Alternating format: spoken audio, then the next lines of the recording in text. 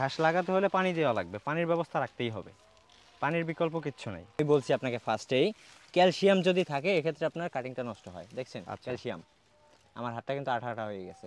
আসসালামু আলাইকুম, ক্ষুদ্র খামারের পক্ষ থেকে আপনাদের সবাইকে জানাচ্ছি আন্তরিক অভিনন্দন, শুভেচ্ছা এবং সাদর সম্ভাষণ। ক্ষুদ্র খামারের আজকের আয়োজন ভেরি এক্সক্লুসিভ ডকুমেন্টারি। দর্শক, এই মুহূর্তে আমরা আছি আড়িয়াল খাঁ নদীর তীরে, মুলাদি, বরিশাল।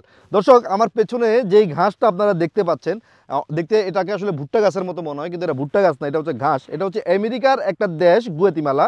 সে দেশে হয়তো কোনো এক সময় রিসার্চ করে এই নেপিয়ার জাতীয় ঘাস আর এই ভুট্টা জাতীয় ঘাস দুইটাকে ক্রস করেই সম্ভবত এই ঘাসটাকে আবিষ্কার করা হয়েছে। যখন এই ঘাসটার মধ্যে আপনারা পেয়ে যাবেন অধিক পরিমাণ ক্যালসিয়াম এবং প্রোটিন। এটা হচ্ছে ক্যালসিয়াম সমৃদ্ধ একটা ঘাস। কৃষকদের বা খামারিদের ভাগ্য বদলে বিশাল ভূমিকা রাখছে বাংলাদেশে এখন এই গুয়াতিমালা ঘাস। আজকে আমরা এই গুয়াতিমালা ঘাস সম্পর্কে জানবো, এর কাটিং সম্পর্কে জানবো, এর চাষাবাদ সম্পর্কে জানবো।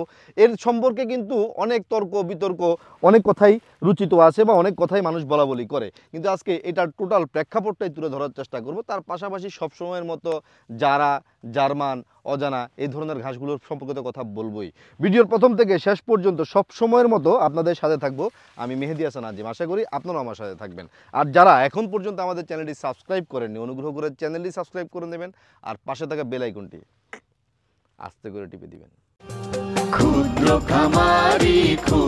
খামারি কৃষি আর কৃষকের খুব দরকারি। দর্শক, আজকে আপনাদেরকে পরিচয় করে দিচ্ছি একবারে ইয়াং, একবারে এনার্জেটিক একটা উদ্যোক্তার সাথে। এই বয়সে সে উদ্যোক্তা হয়ে মাশাল্লাহ খুব ভালো পারফরমেন্স করতেছে এবং এই বরিশাল মুলাদিতে ঘাস চাষ করে সারা বাংলাদেশের মানে খামারিদেরকে সে ঘাসের কাটিং সরবরাহ করে থাকে এবং সারা তুলেছে ইনশাল্লাহ। আসসালামু আলাইকুম, কি নাম আপনার? আমার নাম নূর নবী। নূর নবী। নূর নবী ভাই, আপনি কি করেন? আমি ছোট একজন খামারি। ছোট একজন খামারি, তার পাশাপাশি ঘাস চাষ চাষ করেন। করি। কতটুকু ঘাস চাষ করছেন আপনি? আমার 70 বিঘা আছে। 70 বিঘা ঘাস চাষ আছে। এর আগেও আমি আপনার মানে ঘাসের একবার এখানে ভিডিও করে আসছিলাম, তাই না? গেছিলেন, একবার ভিডিও করে আসছিলেন। গেছিলাম।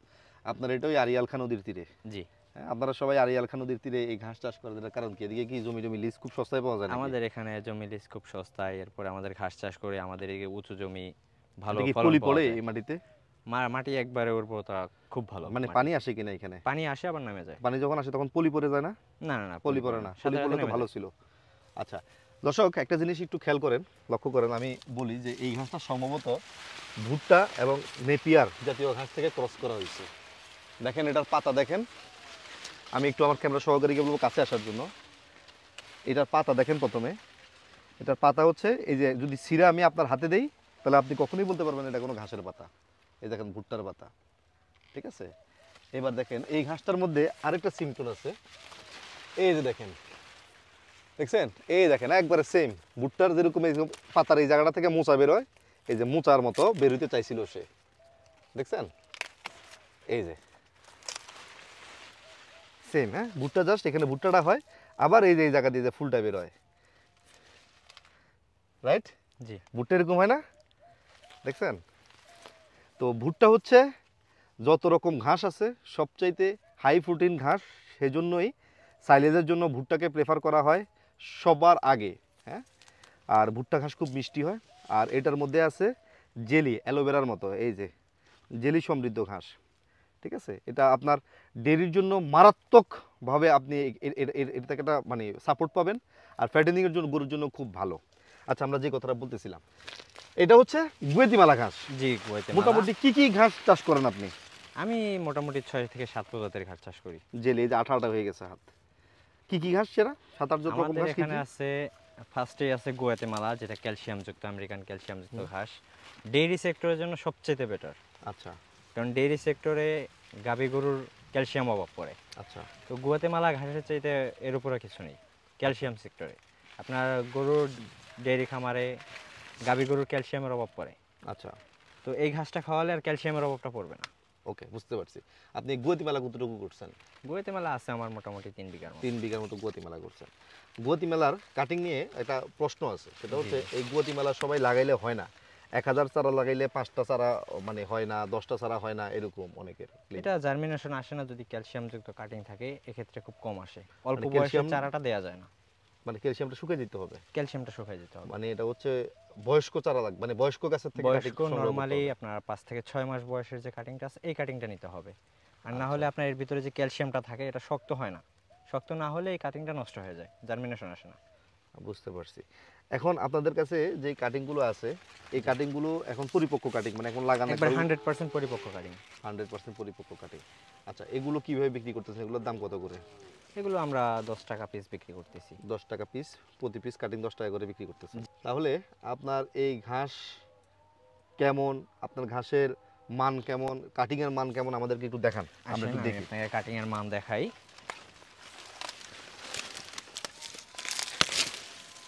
দেখেন এর ভিতরে আমি বলছি আপনাকে ফার্স্টেই, ক্যালসিয়াম যদি থাকে এক্ষেত্রে আপনার কাটিংটা নষ্ট হয়। দেখছেন আচ্ছা। ক্যালসিয়াম, আমার হাতটা কিন্তু আঠা আঠা হয়ে গেছে। হ্যাঁ। তো আমরা আর কি এই যে ক্যালসিয়াম যুক্ত যে কাটিংটা আছে এই কাটিংটা সরবরাহ দিচ্ছি না। আচ্ছা আমরা নিচ থেকে যে কাটিংটা পরিপক্ক, এই যে জার্মিনেশন আসবে এই কাটিংটা আচ্ছা দেখতে পাচ্ছেন আপনারা কিন্তু এখানে, এই কাটিংটা আমরা সরবরাহ করব। আমরা কিন্তু এই যে ক্যালসিয়াম তাহলে এই উপরে যে 4-5টা কাটিং নষ্ট হয়ে গেল তাহলে এটা আমরা আপনার লস না? 4-5টা কাটিং যদি নষ্ট হয় সেক্ষেত্রে আমরা 2-4-5টা এক্সট্রা দিয়ে থাকি সব সময়। আচ্ছা, ওকে, বুঝতে পারছি, খুব ভালো। তাহলে আমরা ভিডিওটা বেশি দীর্ঘায়িত করব না, আপনি আমাদেরকে একটু বলেন যে আপনার কাছে কাটিং সংগ্রহ করে নিয়ে মানুষ কিভাবে লাগাইলে তার জার্মিনেশনটা ভালো হবে। আপনার প্রথমে জমিটা 3টা চাষ দিতে হবে। 3টা চাষ দেওয়ার পরে জমিটা আপনার পানি দিতে হবে অবশ্যই। ঘাস লাগাতে হলে পানি দেওয়া লাগবে, পানির ব্যবস্থা রাখতেই হবে, পানির বিকল্প কিচ্ছু নেই। আচ্ছা আপনার ফার্স্টে জমিটা কাদা কাদা করে লাগাই দিবেন, লাগানোর পরে জমি যাতে কোনোভাবেই শুকায় না যায়। আচ্ছা আপনার সব সময় হিসেব রাখতে হবে, আমার এই গুয়াতেমালা ঘাসটা যেহেতু ক্যালসিয়ামযুক্ত একটা ঘাস, এটা জার্মিনেশন আনতে হলে জমিতে সবসময় হালকা ভিজা রাখতে হবে, বেশিও কাদা রাখা যাবে না, বেশি কাদা রাখলে আবার নষ্ট হয়ে যাবে পানিতে। আচ্ছা, তাহলে এটা হচ্ছে পানির ঘাস। এটা হচ্ছে পানির ঘাস, অজানা হাইব্রিড। আচ্ছা। বাংলাদেশের মানুষের অন্যান্য ঘাসের পাশাপাশি অজানা হাইব্রিড ঘাসটা রাখা খুবই জরুরি, কারণ আমাদের দেশে যে পরিমাণ বন্যা হয় সবার ঘাস কিন্তু নষ্ট হয়ে যায়। আচ্ছা এরপরে এই অজানা ঘাসটা যদি থাকে তখন ঘাসের কোনো সংকট পড়বে না। এই অজানা ঘাসটা আমি মনে করি বাংলাদেশের সব খামারে রাখা প্রয়োজন। আচ্ছা, এখানে অজানা কতটুকু জায়গাতে অজানা করা এখানে আছে? আছে 17 বিঘাতে অজানা 17 বিঘা অজানা করা জি। আছে না? মাশাআল্লাহ, বিশাল প্রজেক্ট। আমরা ভিডিওটা শেষ করে ফেলবো, শেষ করার আগে আমাদের দর্শকদের উদ্দেশ্যে যদি আপনার কিছু বলার থাকে আপনি বলতে পারেন। সবার কাছেই বলবো আপনি কম করে হলেও কিছু গুয়াতেমালা চাষ করেন অন্যান্য ঘাসের পাশাপাশি, এতে আপনার খামারের ক্যালসিয়ামটার অভাবটা পূর্ণ হয়ে যাবে খামারের গাভীর। আর আপনি অন্যান্য ঘাসের পাশে হালকা অল্প কিছু করেন, আমাদের কাছ থেকে কাটিং নিয়ে দেখেন, আপনার 100% জার্মিনেশন আসবে ইনশাআল্লাহ। আচ্ছা, আপনাকে অনেক ধন্যবাদ। ইনশাআল্লাহ। আসসালামু আলাইকুম।